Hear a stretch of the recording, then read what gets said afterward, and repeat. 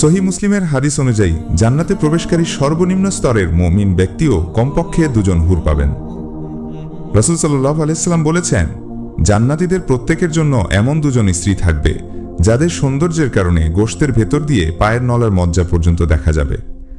তবে বিশেষ আমলের জন্য এই সংখ্যা বাড়বে, যেমন শাহাদাতের মর্যাদা। রাসূল সাল্লাল্লাহু আলাইহি ওয়াসাল্লাম বলেছেন, শহীদের জন্য আল্লাহর কাছে 6টি বিশেষ পুরস্কার রয়েছে। তার মধ্যে একটি হল তাকে 72 জনহুর আল আইন বা ডাগর চোখা হুরের সাথে বিবাহ দেওয়া হবে।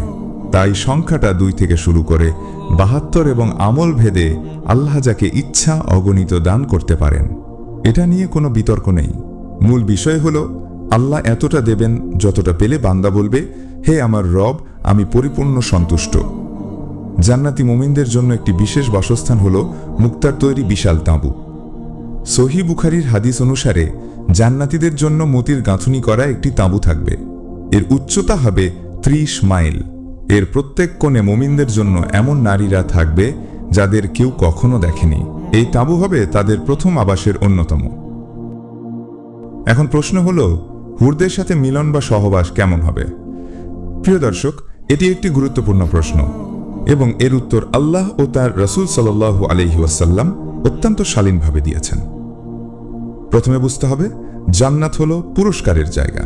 আল্লাহ তাআলা দুনিয়াতে নারী পুরুষের মাঝে যে আকর্ষণ এবং মিলনের মধ্যে যে আনন্দ রেখেছেন সেটা জান্নাতে থাকবে, তবে তা হবে পূর্ণাঙ্গ, পবিত্র এবং ত্রুটিমুক্ত রূপে। দুনিয়াতে মানুষের শক্তি সীমিত, কিন্তু জান্নাতে মুমিনের শক্তি হবে অকল্পনীয়। রাসূল সাল্লাল্লাহু আলাইহি ওয়াসাল্লাম বলেছেন, জান্নাতে একজন মুমিনকে শারীরিক মিলনের ক্ষেত্রে 100 জন পুরুষের সমান শক্তি দেওয়া হবে। সুনানে তিরমিজি। দুনিয়ার মিলনে ক্লান্তি আসে, অবসাদ আসে এবং এরপর পবিত্রতার জন্য গোসলের প্রয়োজন হয়, কিন্তু জান্নাতের মিলন হবে ক্লান্তিহীন, অবসাদহীন। এরপরে কোনো অপবিত্রতা আসবে না, গোসলের প্রয়োজন হবে না। এটি হবে শুধুই আনন্দ ও তৃপ্তির জন্য। আল্লাহ তাআলা সূরা ওয়াকিয়াতে বলেছেন, হুরদের তিনি চিরকুমারী হিসেবে সৃষ্টি করেছেন। মুফাসসিরগণের ব্যাখ্যায় বলেন, প্রত্যেকবার মিলনের পর আল্লাহর কুদরতে তারা আবার কুমারী অবস্থায় ফিরে যাবেন। এর ফলে প্রত্যেকবারের সম্পর্কই হবে প্রথমবারের মতো নতুন এবং প্রথমবারের মতো আনন্দদায়ক। ভালোবাসা ও আকর্ষণ কখনো পুরানো হবে না। এই বর্ণনাগুলো কোনো অশ্লীলতা নয়, বরং এটা আল্লাহর কুদরতের নিদর্শন। তিনি বান্দাকে বলছেন, হে বান্দা, তুমি দুনিয়াতে হারামের দিকে তাকাবে না, হারামে লিপ্ত হবে না। ধৈর্য ধরো, আমি তোমার এই পবিত্র চাহিদা পূরণের জন্য জান্নাতে এমন পবিত্র ব্যবস্থা রেখেছি যা তোমার কল্পনাকেও হার মানাবে। প্রিয় দর্শক, এখন প্রশ্ন আসে, সেই মিলনে কি সন্তান হবে? এই বিষয়ে আলেমদের মধ্যে 2টি মত পাওয়া যায়, 2টি হাদিসের উপর ভিত্তি করে। প্রথম মত, জান্নাতে কোনো সন্তান হবে না, কারণ জান্নাত হলো আরাম, আয়েশ এবং পুরস্কারের জায়গা। এখানে কোনো দায়িত্ব বা তাকলিফ নেই, আর সন্তান লালন পালন করা একটি বড় দায়িত্ব। এছাড়া জান্নাতের সকলেই তো 33 বছরের যুবক যুবতী হিসেবেই থাকবেন, তাই সেখানে বংশবৃদ্ধির কোনো প্রয়োজন হবে না।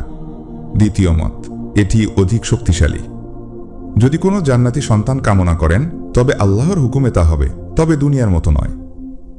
রাসূল সাল্লাল্লাহু আলাইহি ওয়াসাল্লাম বলেছেন, যখন কোনো মুমিন জান্নাতে সন্তান কামনা করবে, তখন তার গর্ভধারণ, প্রসব এবং তার বড় হওয়া বা পূর্ণ যুবক হওয়া সবই আল্লাহর ইচ্ছা 1 মুহূর্তের মধ্যেই সম্পন্ন হয়ে যাবে। সুবহানাল্লাহ। অর্থাৎ দুনিয়ার মতো 9 মাস গর্ভধারণের কষ্ট, প্রসবের বেদনা বা সন্তানকে তিলে তিলে বড় করার কোনো দায়িত্ব নেই।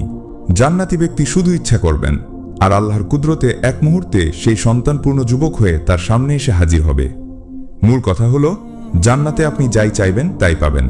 যদি সন্তান চান তবে সেভাবেই পাবেন।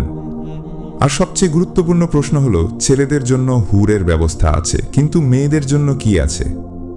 এই প্রশ্নটি আমার প্রত্যেকটি নেককার মা ও বোনের, এবং এর উত্তর জান্নাতের সবচেয়ে সুন্দর বিষয়গুলোর একটি। আল্লাহ তাআলা নারীদের প্রতি 1 বিন্দু অবিচার করেননি, যার প্রমাণ পাওয়া যায় পবিত্র কোরআনে। তিনি বলেন, আমি কোনো আমলকারীর আমল নষ্ট করি না, চাই সে পুরুষ হোক বা নারী। সূরা আল ইমরান আয়াত 195। তাহলে নারীদের পুরস্কার কি? যদি কোনো নেককার নারীর স্বামীও নেককার হয়ে জান্নাতে যান, তবে আল্লাহ তাআলা জান্নাতে তাদের আবার একত্রিত করে দেবেন। এবং শুধু তাই নয়, দুনিয়ার নেককার নারীরা যখন জান্নাতে প্রবেশ করবেন, আল্লাহ তাআলা তাদেরকে নতুনভাবে এমন রূপ দান করবেন যা হবে জান্নাতের সমস্ত হুরদের সৌন্দর্যের চেয়েও লক্ষ লক্ষ গুণ বেশি। উম্মে সালামা রাদিয়াল্লাহু তাআলা আনহা একবার রাসূল সাল্লাল্লাহু আলাইহি ওয়াসাল্লামকে জিজ্ঞাসা করেছিলেন, হে আল্লাহর রাসূল, দুনিয়ার নেককার নারীরা শ্রেষ্ঠ নাকি জান্নাতের হুররা? রাসূল সাল্লাল্লাহু আলাইহি ওয়াসাল্লাম জবাবে বললেন, দুনিয়ার নেককার নারীরা হুরদের চেয়েও ততটা শ্রেষ্ঠ, যতটা শ্রেষ্ঠ কাপড়ের উপরের অংশ তার ভেতরের আস্তরের চেয়ে। সূত্র তাবারানী। কিন্তু নবীজি কেন কথা বললেন? কারণটা হলো, হুরদের সৃষ্টিই হয়েছে জান্নাতে। তারা দুনিয়ার কোনো কষ্ট দেখেনি, তারা ঈমানের পরীক্ষা দেয়নি, তারা ফজর নামাজের জন্য গরম বিছানা ছাড়েনি, তারা আল্লাহর জন্য রোজা রাখেনি, তারা পর্দা করেনি, তারা সবর করেনি। আর আপনারা মা ও বোনেরা, আপনারা এই সমস্ত পরীক্ষা দিয়ে আল্লাহর সন্তুষ্টি অর্জন করে জান্নাতে প্রবেশ করবেন। তাই আলেমরা বলেন, দুনিয়ার নেককার নারীরা হবেন জান্নাতের রানী, আর এই লক্ষ লক্ষ হুর হবেন সেই রানীর সেবিকা বা দাসীর মতো। আপনার স্বামী যখন আপনাকে সেই জান্নাতি রূপে দেখবেন, তখন তার কাছে আপনাকে হুরদের চেয়েও হাজার গুণ বেশি সুন্দরী মনে হবে। কারণ আপনার সৌন্দর্য শুধু বাহ্যিক হবে না, সেই সৌন্দর্যের সাথে মিশে থাকবে আপনার দুনিয়ার ত্যাগ, আপনার ঈমান, আপনার আমল এবং আপনার পবিত্রতার নূর।